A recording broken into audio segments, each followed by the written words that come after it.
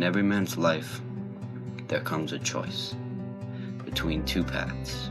One, a path full of darkness and treachery. The other, a path that is bright and playful. But what the man doesn't realize is that he must either suffer through the pain and treachery while on the path to success, or suffer through the pain and darkness at the end of the path to failure. I came across this quote yesterday that I want to talk with you guys about because I think it's a really good quote and a really important quote for a lot of people to hear about life in general, trying to get new habits in, trying to stay on old good habits, everything like that. Sorry. And the quote is, if it matters to you, you'll find a reason. If it doesn't, you'll find an excuse. Now, what does that mean, per se? I mean, this isn't the hardest quote to decipher, but for you, those who still don't get it, you're stupid. Actually, it's not a big deal, but anyways, what the quote means is that if something that you're doing, so let's talk about exercise, per se. If you want to be a runner and, running really matters to you and you end up, I don't know, waking up one day right before your early morning run and your legs feel sore. And you're like, dang, my legs feel kind of sore. But you're like, well, I mean, it's not that big of a deal. And I'm sure if I stretch beforehand and I warm myself up properly, the soreness will go away before I start running. If that's your mindset when you wake up, clearly that running matters to you. You're trying to find a way around the soreness of your legs so you can still get out and run and still be able to, perform well. Now, if you were that same person, you woke up, your legs were sore, you knew you had to go out on a run, and you're like, dang, my legs are sore today. I'm not sure if it's going to be such a great idea to run today because, what if I just hurt them? Or what if my legs get sore tomorrow too, and then they're even worse? And then, you talk about all these things that might happen because your legs are sore. Clearly, running doesn't matter to you. I mean, you're finding every excuse in the book to try and stay away from running. And that's what people get wrong a lot of the time.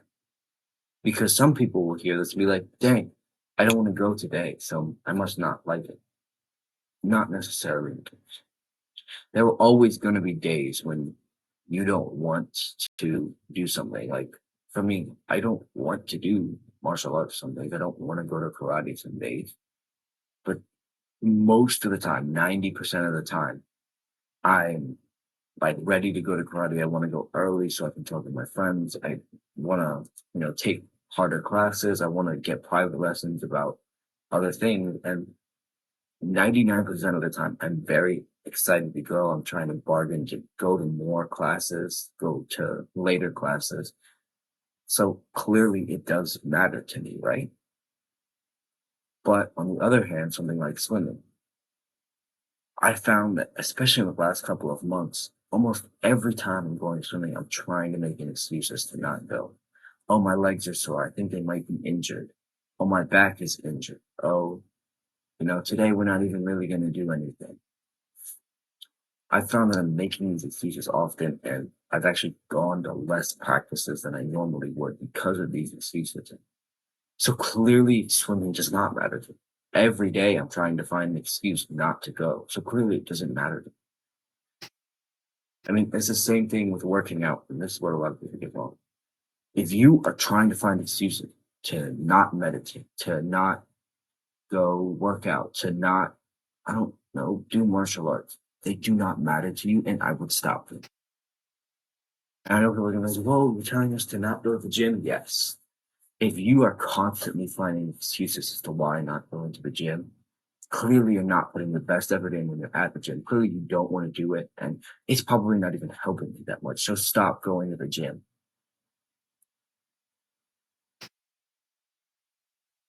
Now, if you just sat there and said, Maybe he's right. Maybe I shouldn't go to the gym. You, this channel's not for you anymore. You can leave. I don't care. But if you just sat there and you said, no, he can't be right. Even if I don't want to do it and I still go to the gym, it'll get me better. Even if he says all these things that I shouldn't go, I'm still gonna go. And you, let's talk. Because you're the person that I really want to keep. So, what do you want to do about something like going to the gym that where you don't really want to do it, but you know it's good for you?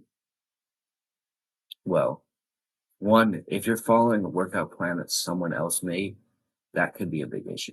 I follow the workout plan for maybe 3 months of just this random thing online, and I didn't like it at all. So I started making little changes to it, the things that I thought I wanted to do more. And it's sprouted into my own workout plan where I do a lot of different workouts that I really enjoy. That's good. Okay. You don't want to be doing somebody else's workout plan. I talked about this in my There Is No Perfect Exercise video. I'll put a card up somewhere around there. Anyways, that's good. All right. You don't want to have someone else's workout plan. Try things out on your own, make changes, and see what works for you, see what gets you the biggest pumps. You have big arms like me. You can fill out fitted shirts. Anyways, okay. So try that. And then maybe you still don't like it. Well, maybe then weightlifting specifically isn't for you. Maybe you should try calisthenics with pull-ups and chin-ups and handstand push-ups and regular push-ups and all that stuff. Maybe you like that more. Maybe you don't. Maybe you can try boxing workouts where you have light weights and you just like them a lot of reps really fast. Try a bunch of different workouts. See what you like, see what you don't like, see what you want to do, and see what benefits you the most. Because even if something is technically not optimal for building muscle, if you like it more, I talked about this before. This is for all of life. If you like something more, even if it's not optimal, you're more likely to get better results from it because you're going to want to do it and you're going to want to push it. If let's do an example. If you absolutely hate doing a carnivore diet and you heard that, oh, it's the most optimal, but you hate eating meat all the time and you want to eat fruits and vegetables and maybe some grains.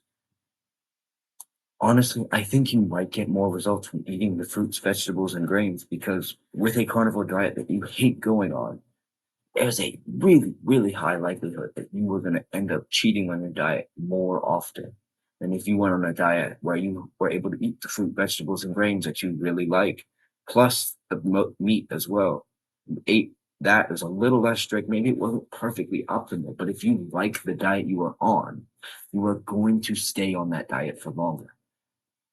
Because just like in the beginning of the video, if it matters to you, if you like it, you'll find a reason.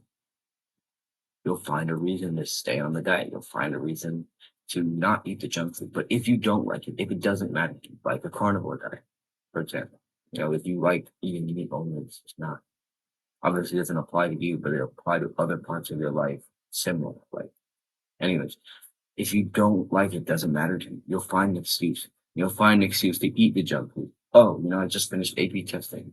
Maybe I should have a junk food as a treat for doing that. Oh, my grandparents are over and they bought me donuts. I might as well have that. Something like that. And dang, I need to take my own advice sometimes. Anyways, I hope this video helped. Always remember to do the hard work, especially when you don't feel like it. I love you guys. Bye bye.